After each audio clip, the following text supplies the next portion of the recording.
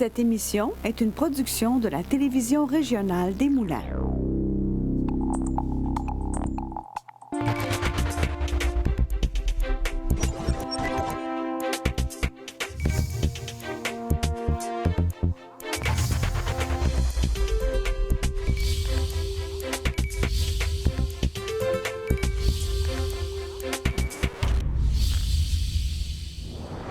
Bonjour à tous, bienvenue encore une fois au bulletin. Une semaine écourtée en raison du congé de la fête des Patriotes d'hier. Et j'espère que malgré le confinement, vous avez eu l'occasion de bien vous reposer et de profiter de cette longue fin de semaine. Alors aujourd'hui, j'ai plusieurs choses à vous proposer, notamment une entrevue avec l'Association québécoise de défense des droits des personnes retraitées et pré-retraitées, la QDR, une entrevue que j'ai tournée la semaine dernière. Donc, nous recevrons la présidente pour la MRC l'Assomption, Mme Huguette Plouffe. Elle a beaucoup de choses à dire, vous le verrez, en lien avec la présente crise. Il y a ma collègue Valérie Houle qui nous parlera quant à elle du Relais pour la vie. L'événement tel qu'on le connaît est annulé, je vous en avais déjà parlé, mais il se transporte, oui, cette année dans la sphère virtuelle. Mais d'abord, revenons sur la fête des Patriotes. Dans la foulée des recommandations du gouvernement québécois, toutes les festivités ont bien entendu été annulées. Il y a le député fédéral de Joliette, Gabriel Sainte-Marie, qui a tenu à diffuser cette vidéo sur Facebook pour souligner l'événement et nous rappeler au passage que ce n'est que partie remise.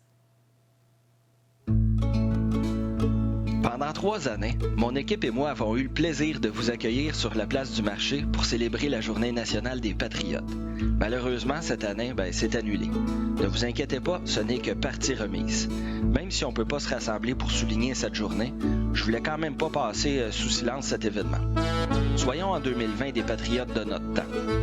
Encourageons les initiatives de chez nous puis découvrons nos artisans locaux à travers le panier bleu. Achetons québécois, achetons l'anneau doigt. Écoutons des chansons puis de la musique québécoise, même si c'est sur Cube Musique ou Spotify.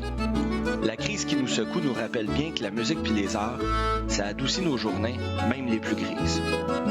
J'en profite au passage pour remercier les artistes qui, au cours des dernières années, sont venus animer notre pique-nique des Patriotes sur la place du marché. Yves Lambert et Véronique Place, merci. Merci à Normand Miron, Lisa Ornstein et André Marchand qui forment le trio Le bruit court dans la ville. Puis finalement, merci à Mario Brault, Savès Duloup et Fred Beauchamp de nous avoir fait danser. Merci à la SNQL puis à Véronique Yvon pour leur implication. Soyons en 2020 des patriotes de notre temps. Rapprochons-nous un peu plus du monde auquel nous rêvons. Un monde plus vert et plus équitable. Soyons en 2020 des patriotes de notre temps avec plus de solidarité. Menons nos combats pour un Québec qui prospère et se développe et pour un Québec plus libre. Bonne journée nationale des patriotes, tout le monde!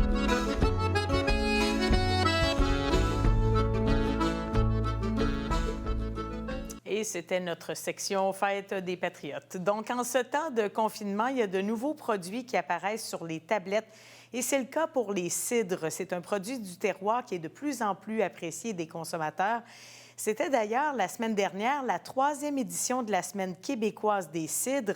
Voici donc 2 nouveaux produits que vous croiserez peut-être lors de vos visites dans des boutiques de produits fins. D'abord, le domaine de Lavoie de Rougemont, qui est la Mecque de la pomme, a profité de cette semaine thématique pour lancer son tout nouveau cidre « Ça va bien aller ». L'entreprise a mis en marché 3000 canettes de ce cidre qui ont été distribuées dans les épiceries indépendantes québécoises. C'est un cidre de pomme et d'ananas. Et il y a 2 autres produits qui sont arrivés, des produits tout l'anneau-doigt à l'effigie d'un couple que nous connaissons bien dans la Naudière. Il s'agit de Mélina Comtois et de Louis Cyr, le fameux homme fort qui est décédé à Saint-Jean-de-Matha. Donc, c'est l'entreprise agrotouristique Kissem Récolte qui produit ces 2 produits. Les 2 nouveaux cidres sont issus d'une collaboration avec la maison Louis Cyr. C'est le musée à caractère historique également situé à Saint-Jean-de-Matha. Donc, pour chaque bouteille vendue, Kissem Récolte s'engage à verser une ristourne à la maison Louis Cyr. Alors, si vous voulez en savoir plus à propos de tous les cidres québécois, je vous invite à vous rendre sur le site web des producteurs de cidre du Québec.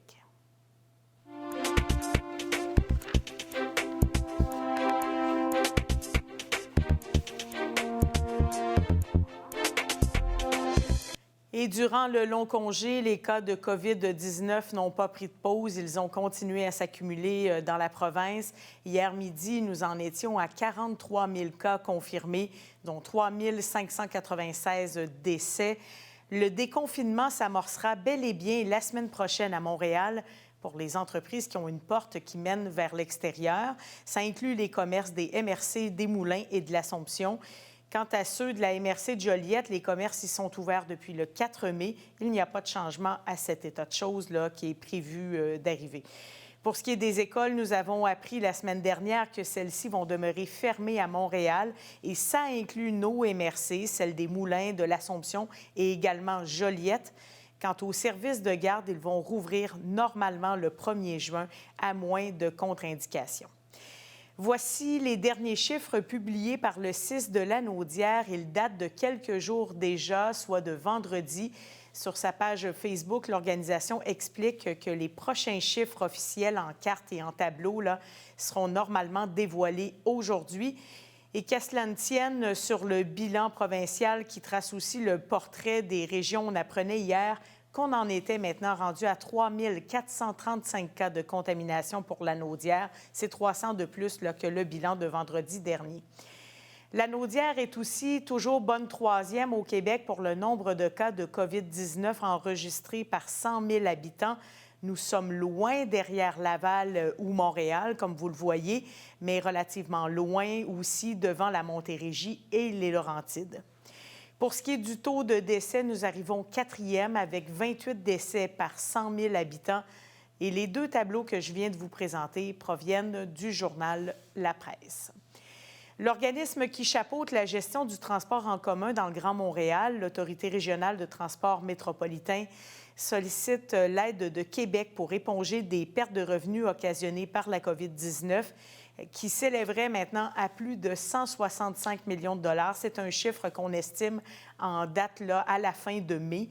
Donc, les différentes sociétés de transport ont constaté une baisse d'achalandage qui varie entre 80 et 90 % depuis le début de notre crise, puisque les gens restent davantage chez eux ou évitent encore les transports collectifs.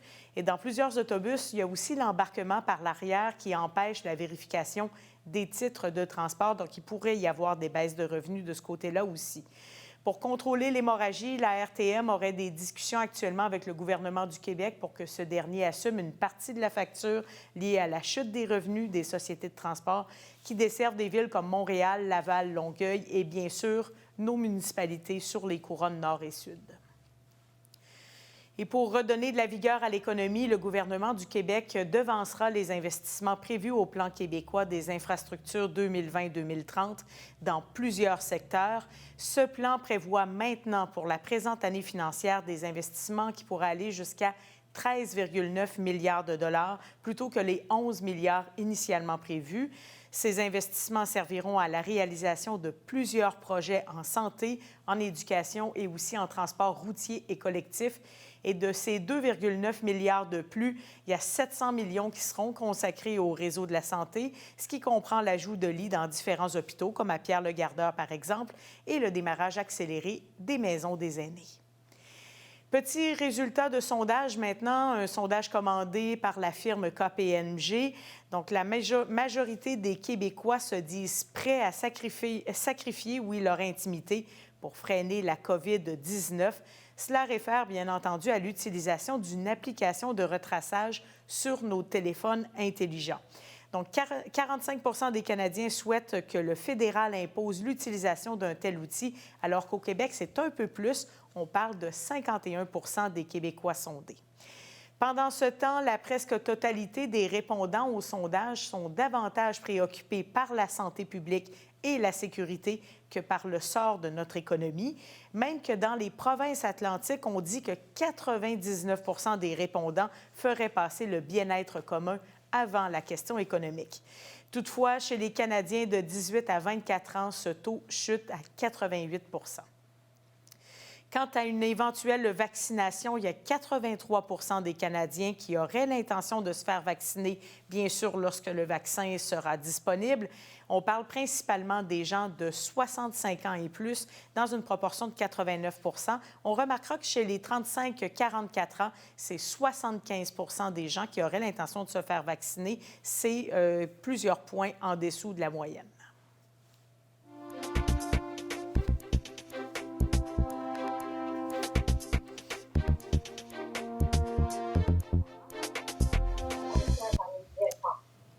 Et pour lancer cette semaine d'entrevues, nous allons parler aujourd'hui avec la présidente de l'Association de défense des droits des personnes retraitées et pré-retraitées du Québec, Mme Huguette Plouffe. Bonjour, Mme Plouffe.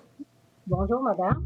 Alors, Mme Plouffe, on se rencontre souvent sur le terrain et on parle souvent des personnes aînées et de ce qui leur arrive dans le contexte habituel. Et le contexte particulier qui prévaut actuellement a des incidences importantes sur leur vie. Comment les gens qui ont bâti le Québec à bout de bras vivent le contexte actuel? Je dirais que c'est très difficile pour les aînés présentement. En général, partout, on nous appelle, moi, dans la MRC de l'Assomption, on a 800 membres qu'on a tous rejoints, par courriel, téléphone et aussi, disons, avec des personnes qui étaient disponibles, des bénévoles, qui sont à la maison, les 70 ans et plus. Moi-même, je suis en confinement. Exceptionnellement, aujourd'hui, je suis avec vous. Puis, écoutez, c'est très difficile. On a des appels de partout. Il y a des gens qui sont confinés dans les résidences. Ils ne peuvent pas sortir du tout. Il y a on suit les nouvelles chaque jour, des points de presse de M. Legault. Et au nom de la santé publique, il y a vraiment c'est difficile pour les droits. On a eu à intervenir à des endroits où il y avait un mélange d'informations qui disaient qu'il y avait le droit de sortir, pas le droit de sortir. C'est très difficile. Nos aînés traversent difficilement. Puis pour nous, on sent qu'il y a un débordement autant dans les CHSLD, les résidences. Il y a quand même le manque de personnel qu'on sait depuis de nombreuses années. Nous, on a été 2 ans.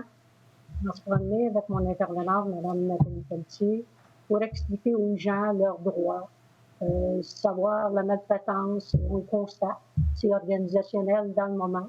Je veux dire, le manque de personnel, ça reste dans ce contexte-là. Mme Marie Beaulieu, qui est la chercheure qui nous a à plusieurs reprises rencontrés. Avec le projet qu'on a eu 2 ans, on a rencontré tous ces gens-là, les acteurs du milieu, table de soutien à domicile, table des aînés. Tout le monde a interpellé ces gens-là. Mais aujourd'hui, je pense que le résultat est très beau. Puis on constate l'anxiété, la solitude. Il y a eu le monde, on les voit à TV, des suicides, c'est malheureux. Dans le fond, moi, je peux vous laisser un peu comme message, c'est les droits des aînés. Et ça nous prend absolument un protecteur des aînés. Le docteur Lou l'a bien dit devant tout le monde, c'est pas ce qu'on va avoir fait, qu'on va redonner, c'est ce qu'on n'a pas fait. Dites-moi, dans le contexte actuel, vous en avez parlé un peu, il y a beaucoup de craintes, il y a beaucoup de gens qui ne se trouvent pas nécessairement aussi informés, mais il y a aussi des espoirs, là. L'espoir pour les prochaines semaines, pour les gens de votre association, qu'est-ce que c'est? Mais l'espoir, c'est de rejoindre le plus de monde possible pour combler les solitudes, des atteintes par téléphone. C'est difficile. Les personnes ne sont pas toutes à l'informatique. Puis, ils ont des besoins. Ils ont des besoins. Ici, la MRC, la CDC, tous les acteurs du milieu, Centraide, les banques alimentaires, tout le monde a contribué. Puis ça, je le souligne. Personnel de la santé, on les remercie beaucoup. Mais je pense qu'on ignore tout le monde quand ça va se terminer, ça. Nous, on a cessé nos activités, on a annulé nos conférences. C'est de l'inquiétude, de l'anxiété, c'est tout ça. tout ce mélange-là. Quand vous parlez d'annuler vos conférences, on s'était rencontrés en mars. On avait diffusé une entrevue ici à TVRM où vous faisiez des activités de prévention en lien avec les tentatives de fraude, d'hameçonnage auprès des aînés. La situation actuelle, vous n'avez pas pu donner ces informations-là, mais la situation actuelle se prête bien, encore une fois, à la fraude et tout ça. Qu'est-ce que vous dites à vos membres? Bien, de toute façon, on ne peut pas les rencontrer. Fait qu'on on peut partager aussi. On met de l'information Facebook. Puis là, on prépare un journal pour expliquer le contexte, de partager aussi l'information de tous. On a mis aussi la ligne de Mme Sonia Lebel. On avait demandé le financement parce qu'on constate que dans les droits, nos personnes aînées, quand même, n'ont pas le financement. Fait que ça, j'ai pas eu de réponse. Je suis déçue d'une façon. Centraide, nous, on n'est pas un organisme de bienfaisance. Fait que la MRC, on a fait cette demande. On voulait demander, mais aussi pour, comme vous dites, on a vu Mme Louise Turcot, qui était le porte-parole de la ligne aînée à Guy. On va transmettre toutes ces informations-là à nos membres. Puis avec le prochain journal qu'on va faire, on va tout mettre les liens.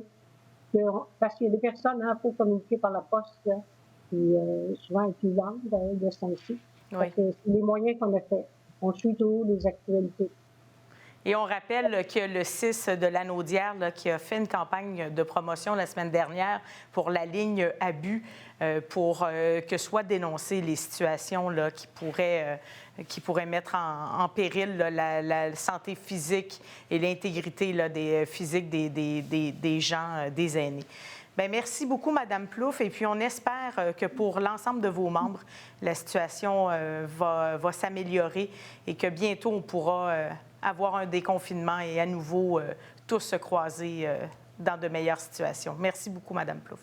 C'est moi qui vous remercie d'avoir pris le temps de nous demander cette entrevue-là.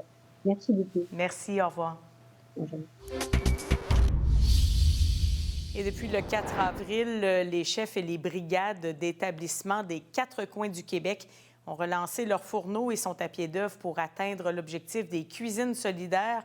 On parle de produire 1 600 000 repas au profit des banques alimentaires du Québec.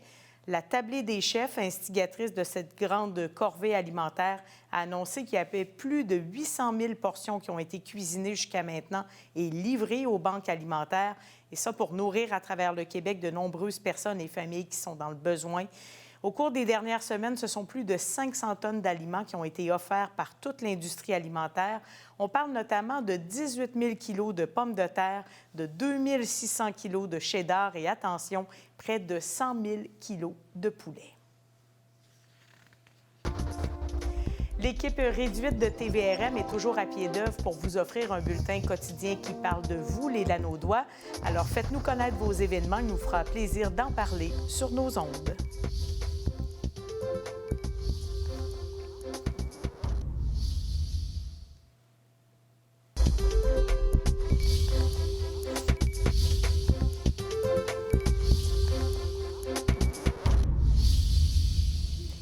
Il y a bon nombre d'événements et d'organismes qui se sont complètement réorganisés là, depuis 2 mois. Et évidemment, parce qu'il y avait un historique avant et on ne voulait pas anéantir tous ces efforts.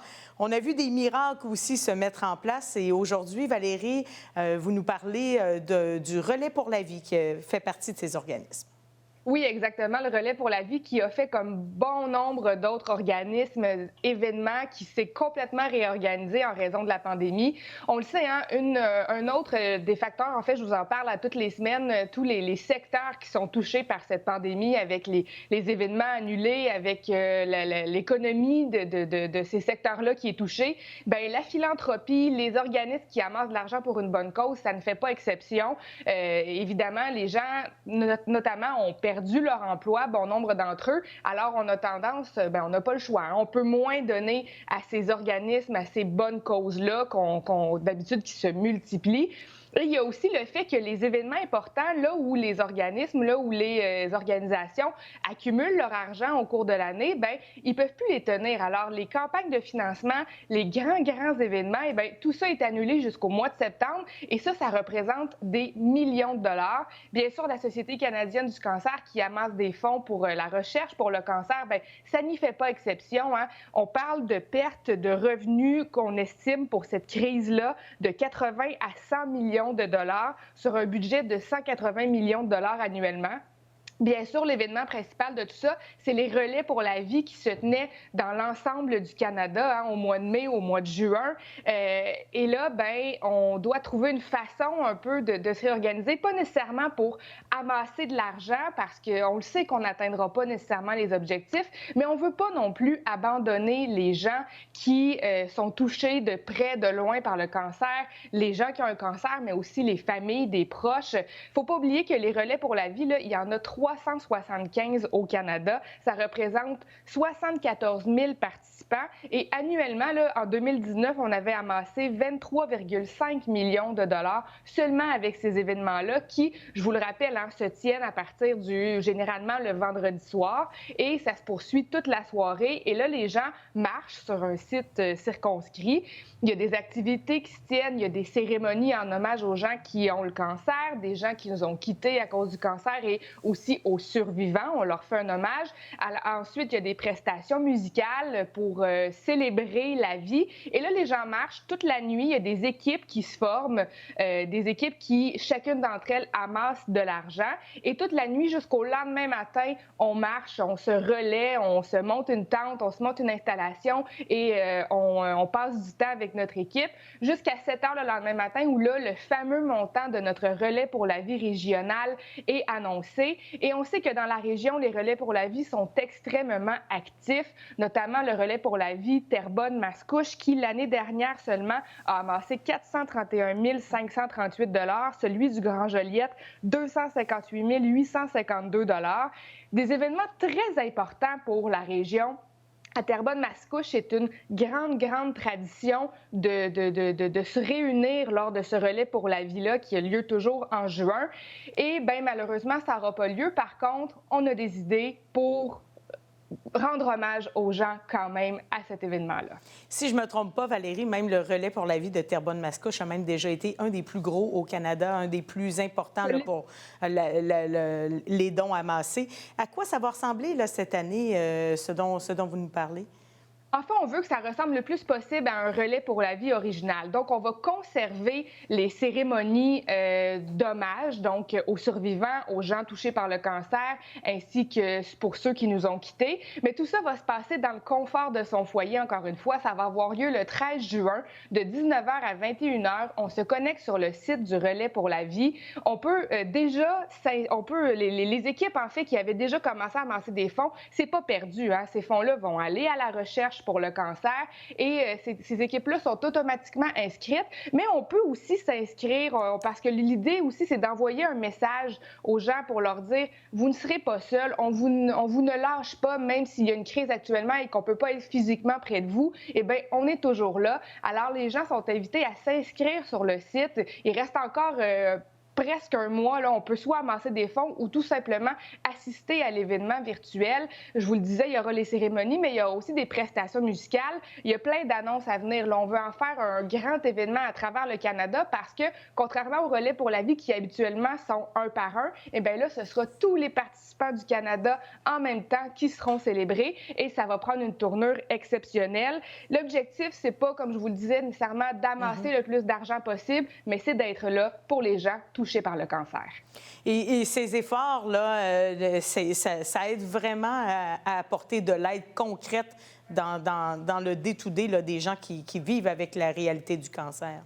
Oui, parce que même si c'est plus difficile en ce moment à amasser de l'argent, bien, grâce aux donateurs, grâce aux bénévoles aussi qui se mobilisent toujours et aux partenaires, bien, on peut donner des services en ce temps de pandémie. On parle notamment du service d'aide et d'information pour le cancer, des services de discussion en ligne, des services aussi de jumelage avec quelqu'un qui est passé par l'expérience, par tout le processus du cancer. On parle aussi du site Web qui est toujours en activité. Et ça a des impacts concrets. On parle de financer des recherches novatrices pour le cancer quand on donne des sous à la Société canadienne du cancer, donc au Relais pour la vie. Travailler aussi à la défense de l'intérêt public, offrir un réseau d'aide nationale, comme les références que je vous ai données, et donner, bien sûr, de l'information fiable sur le cancer. Tout ça, bien, ça peut aider les gens concrètement. Et il ne faut pas l'oublier, hein, il n'y a pas juste une crise de la COVID-19 actuellement. Le cancer continue de faire ses ravages aussi. Alors, il faut continuer d'aider cette cause-là. Il faut continuer d'aider les gens qui y sont touchés de près ou de loin. Vous avez totalement raison. On a l'impression qu'il n'y a que la COVID là, qui circule, mais non, il y a encore des gens qui sont touchés par toutes sortes d'autres maladies qu'il faut aussi, à laquelle il faut donner de l'attention. Bien, merci beaucoup, Valérie. Et puis, on se reparle un peu plus tard cette semaine. Merci, au revoir.